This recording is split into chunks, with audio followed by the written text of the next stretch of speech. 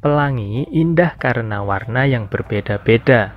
Hidup berbangsa dan bertanah air indah jika kita hidup rukun walaupun berbeda-beda.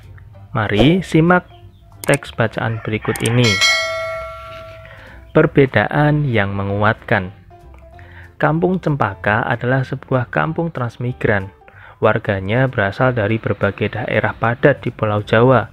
Hal itu menjadikan mereka berbeda suku maupun agama. Di kampung Cempaka hiduplah 5 orang sahabat. Ada Asnah yang berdarah Sunda, Utami dari Banyuwangi, Tony seorang anak etnis Tionghoa yang sebelumnya tinggal di Semarang, Wande dari suku Tengger di Jawa Timur, dan Marta anak seorang pendeta yang dahulu tinggal di Solo. Di kampung Cempaka rumah mereka bersebelahan dan mereka pergi ke sekolah yang sama. Itu sebabnya mereka sangat akrab. Mereka suka bermain bersama dan sering menghabiskan waktu di rumah satu sama lain. Meskipun berbeda suku, kebersamaan begitu kental terlihat dalam keseharian mereka.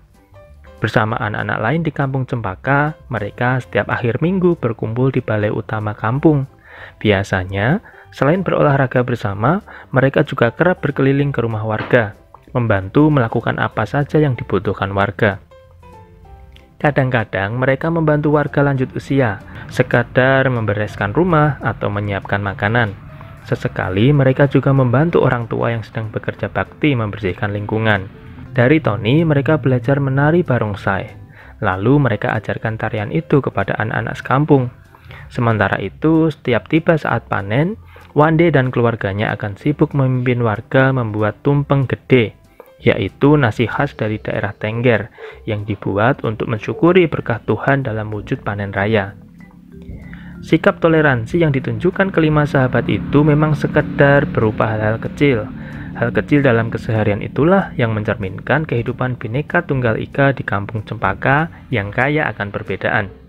Mereka hidup damai, berdampingan, dan tulus saling menjaga. Perbedaan tidak menghalangi persatuan. Dengan bersatu, kita dapat melakukan banyak hal. Setelah membaca teks tadi, mari kita jawab pertanyaan-pertanyaan berikut ini. Apa pengertian dari hidup rukun? Hidup rukun adalah hidup yang saling menghargai, menghormati, serta saling menyayangi antar sesama. Apa saja perbedaan yang ada di masyarakat? Ada perbedaan jenis kelamin, agama, perbedaan suku, bangsa, dan budaya. Bagaimana cara menyikapi perbedaan? Perbedaan kita sikapi dengan cara melakukan kerjasama, saling bertoleransi, rendah hati, dan menjaga persatuan dan kesatuan. Apa manfaat hidup rukun? Kehidupan akan menjadi harmonis dan aman, mempererat tali persaudaraan, menghindari perselisihan, dan banyak teman. Semangat persatuan bangsa Indonesia tercermin pada seni budaya lokal. Salah satunya adalah melalui tarian. Banyak tarian daerah Indonesia yang menyerukan persatuan. Mari kita baca teks bacaan berikut ini. Lego-lego, tari adat Alor bermakna persatuan. Tarian adat adalah salah satu kekayaan budaya yang disampaikan secara turun-temurun dari nenek moyang. Tarian adat kerap memiliki pesan dan makna yang luhur. Salah satunya ada pada tari lego-lego dari Kabupaten Alor, Nusa Tenggara Timur. Tarian ini ditujukan untuk mengajak masyarakat bersatu membangun kampung dan negeri. Pada masing-masing kawasan di Kabupaten Alor terdapat gaya tari dan nyanyian yang berbeda-beda, namun formasinya tetap sama, yakni lingkaran. Masing-masing nyanyian dan pantun yang diungkapkan saat menari memiliki arti serta harapan yang berbeda-beda. Beberapa literatur menyatakan bahwa tarian ini sempat menjadi tari perang. Sekarang, tarian ini lebih sering digunakan untuk menyambut tamu. Tamu disambut oleh masyarakat yang dituakan, lalu diajak menuju sebuah pohon besar yang rindang, dengan beberapa warga perempuan yang berpegangan tangan mengelilingi pohon. Tamu dipersilahkan untuk ikut serta dalam tarian tersebut. Dengan gerakan kaki yang diatur sedemikian rupa, penari akan bergerak mengitari pohon.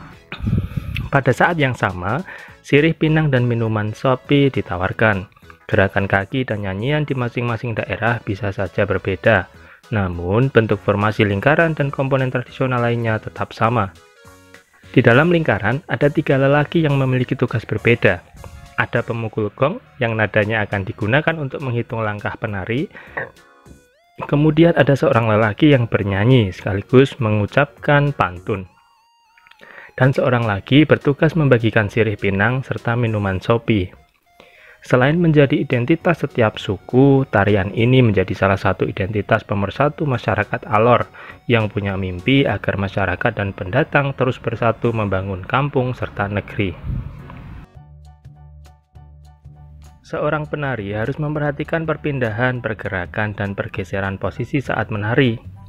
Pola lantai adalah pola denah yang harus dikuasai oleh seorang penari dan berfungsi untuk membuat posisi dalam sebuah ruang gerak. Mari kita pelajari beberapa jenis pola lantai. Yang pertama, pola lantai vertikal atau garis lurus. Tari klasik banyak menggunakan pola lantai vertikal. Penari membentuk garis vertikal, yaitu garis lurus dari depan ke belakang, atau sebaliknya. Pola lantai ini memberikan kesan sederhana tetapi kuat. Contohnya pada tari Yaspon dari Papua, tari Serimpi dari Jawa Tengah, dan tari baris Cengkeden dari Bali.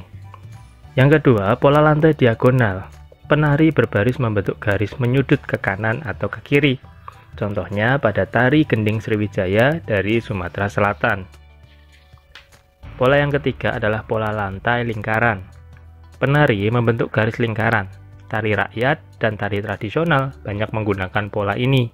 Pola lantai ini memberi kesan lemah dan lembut.